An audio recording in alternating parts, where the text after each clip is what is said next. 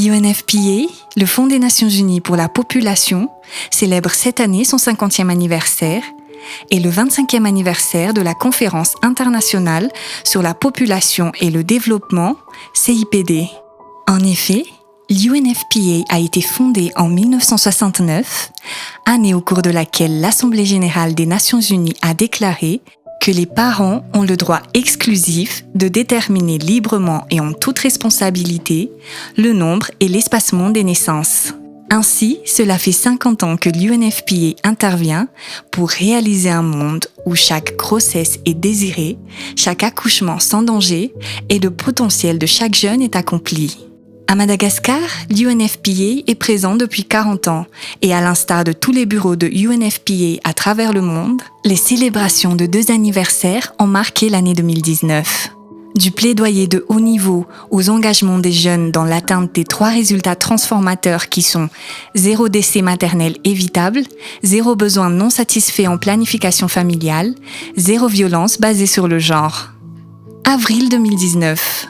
En partenariat avec le gouvernement malagasy, l'UNFPA a lancé le rapport sur l'état de la population mondiale en présence du président de la République, son Excellence Rajoelina Ange et de son épouse Rajoelina Miale, qui était d'ailleurs nommée championne de la lutte contre les violences basées sur le genre et les pratiques néfastes à Madagascar ce jour même.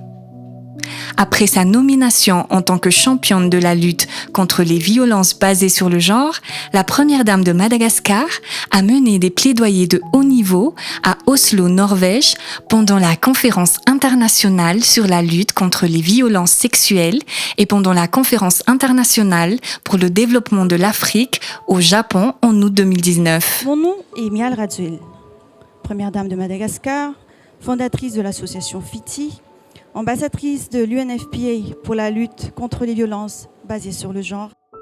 La lutte continue et nous nous réjouissons que les retombées de ces efforts soient palpables par le développement du partenariat avec d'autres pays et bailleurs de fonds. Juillet 2019. Après 25 ans, la mise à jour du recensement de la population et de l'habitat à Madagascar est faite. Les résultats provisoires du RGPH3 sont disponibles.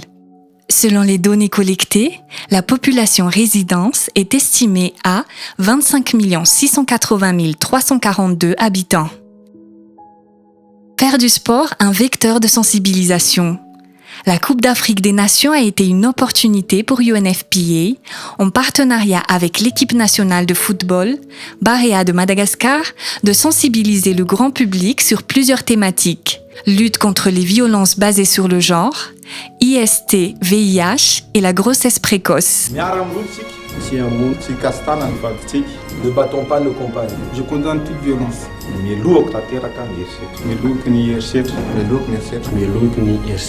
Je condamne les violences.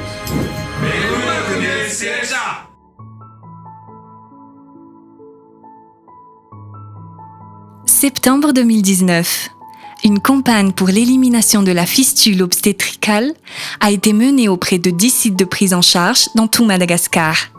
Le ministère de la Santé publique, en partenariat avec l'UNFPA, a rendu la dignité des femmes par la délivrance à cette maladie.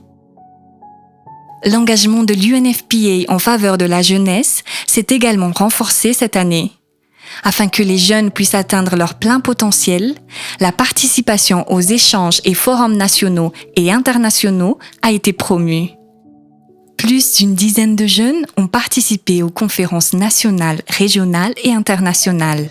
ECOSOC, Regional Youth Indaba, Youth Model ICPD International Conference, Youth Connect Africa Summit, Forum du secteur privé africain, Sommet de Nairobi, ICPD 25. En outre, la feuille de route nationale sur le dividende démographique a été lancée à Madagascar. Ce document essentiel décrit les actions prioritaires sur les investissements nécessaires dans les domaines de l'emploi et l'entrepreneuriat, l'éducation et développement des compétences, la santé et le bien-être et gouvernance, les 10 piliers de la capture du dividende démographique. Novembre 2019. Une forte délégation représentant le gouvernement, le parlementaire, le leader traditionnel, la société civile, journalistes, artistes ainsi que la jeunesse a participé au sommet de la Conférence internationale sur la population et le développement. Accélérer les promesses afin d'assurer les droits et les choix en termes de santé de la reproduction. Cette année marque aussi la forte mobilisation pour le développement de partenariats et mobilisation des ressources auprès du secteur privé et d'autres donateurs. UNFPA Madagascar reconnaît l'importance du partenariat multisectoriel pour atteindre les résultats transformateurs.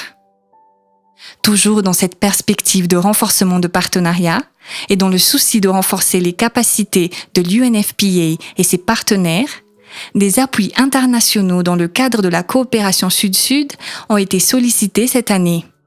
Ces appuis concernent la santé maternelle et soins obstétrico-néonataux d'urgence, le genre et le recensement. Des actions sont faites, mais il reste beaucoup à faire pour que les filles et les femmes puissent jouir des promesses du programme d'action pour la population et le développement, les droits et les choix en matière de santé de la reproduction.